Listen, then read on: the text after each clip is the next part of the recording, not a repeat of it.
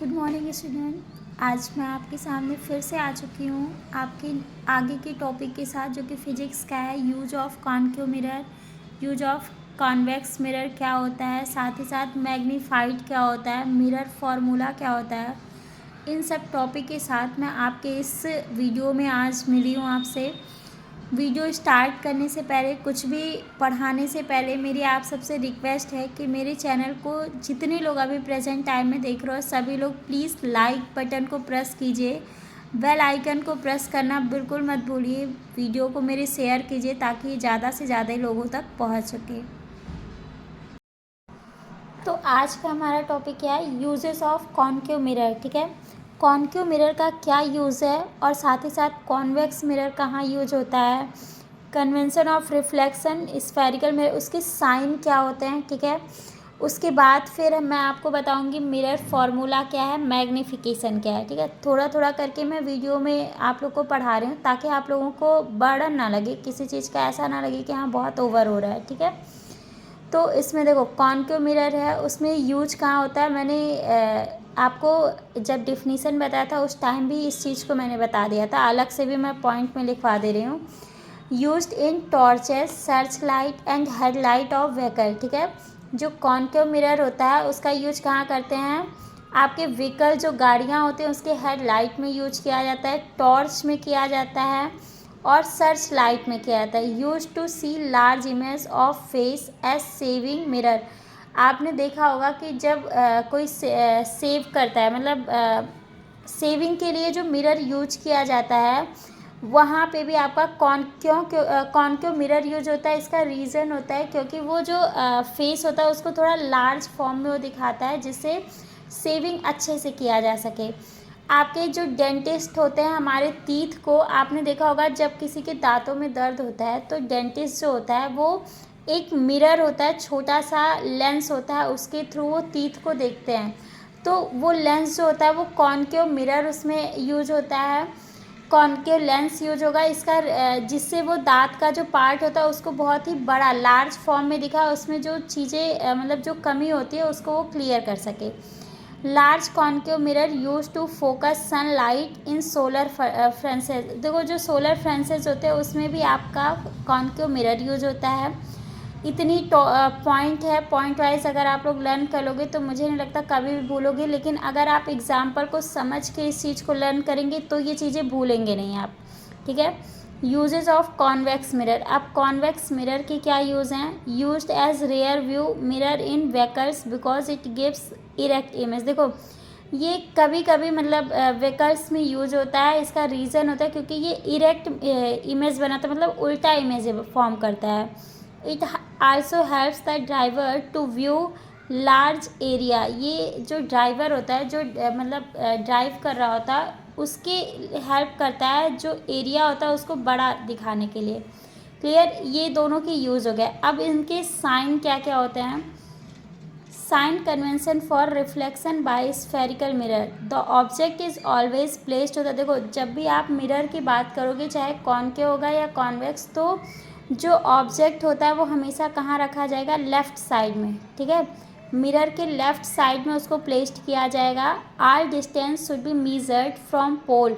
जितने भी डिस्टेंस होते हैं वो पोल, मैंने इस फिगर में आपको बताया होगा, पोल होता है पी से जो प्रिंसिपल एक्सिस होता है लास्ट, वहाँ तक हम लोग क्या करते हैं, डिस्टेंस को, इसके पहले के वीडियो में मैंने समझाया है, डिस्टेंस वहाँ मेज़र किया जाता है।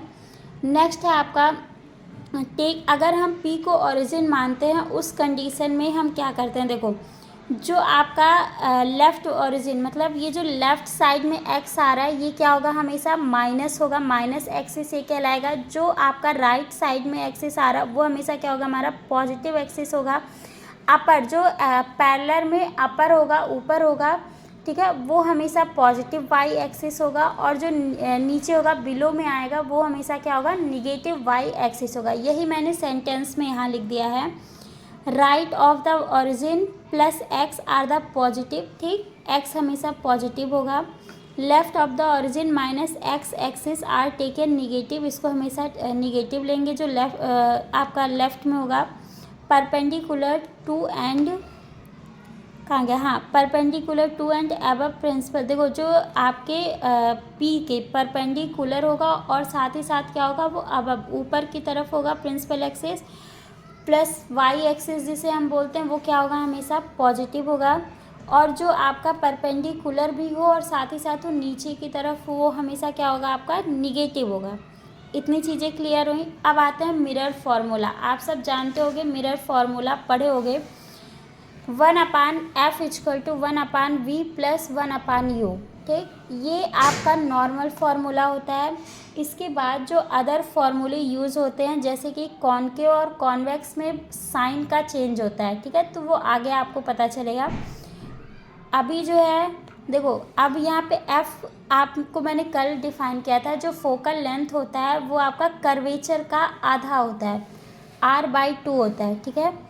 अब देखो वेयर साइन का क्या मीन्स है वो भी मैंने बता दिया है। f = distance between f and pole, मतलब जो फोकस पॉइंट है वहाँ से पोल के बीच के डिस्टेंस को क्या हम बोल रहे हैं, फोकल लेंथ बोल रहे हैं, जिसे स्मॉल f से रिप्रेजेंट कर रहे हैं। स्मॉल v के केस में आएंगे distance of image from pole, pole से इमेज के डिस्टेंस को स्मॉल v बोल रहे हैं। u की बात करेंगे, मतलब इमेज जो फॉर्म हो रहा है उसके बीच की दूरी पोल से अगर आप देखोगे तो उसे स्मॉल v से डिनोट करेंगे। और ऑब्जेक्ट जो वस्तु रखी हुई है उसकी डिस्टेंस पोल से वो क्या होगी, स्मॉल u से होगा। आर क्या है यहाँ पे, distance between centre of curvature and pole, ये आपने कल पढ़ा था, ठीक है। नेक्स्ट वीडियो में, जिसको भी नहीं पता होगा, जो पहली बार वीडियो देख रहा है, वो पहले का जो है वीडियो पढ़ा उसको देख लीजिएगा। अब मैग्नीफिकेशन क्या होता है, देखो, it is expressed as ratio of the height of the image of the height of the, देखो जो इमेज की हाइट है और जो ऑब्जेक्ट की हाइट है उसके रेशियो को हम क्या बोलते हैं, मैग्नीफिकेशन बोलते हैं। सिंपल सेंटेंस में समझ जाओ कि height of object and height of image के रेशियो को हम लोग क्या बोल रहे हैं, मैग्नीफिकेशन बोल रहे हैं।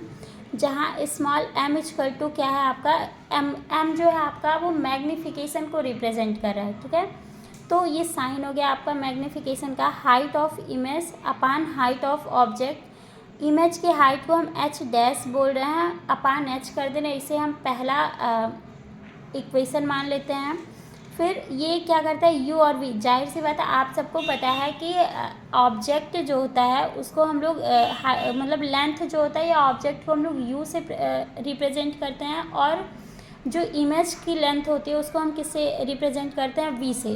तो क्या हम m = -v/u नहीं लिख सकते, लिख सकते हैं ना। तो वही है, सेम चीज़ें मैंने लिख दी हैं। It is also related to u and v, जहाँ पे h' की जगह हमने क्या कर दिया, v को रख दिया, -v/u हो गया, ठीक। अब इन दोनों इक्वेशन को मिला दोगे, m = h'/h = -v/u आ गया। क्लियर है आप लोगों को, मुझे नहीं लगता कहीं फंस रहे होगे आप लोग। नोट्स के लिए अगर स्क्रीनशॉट चाहिए तो आप लोग ले लीजिए।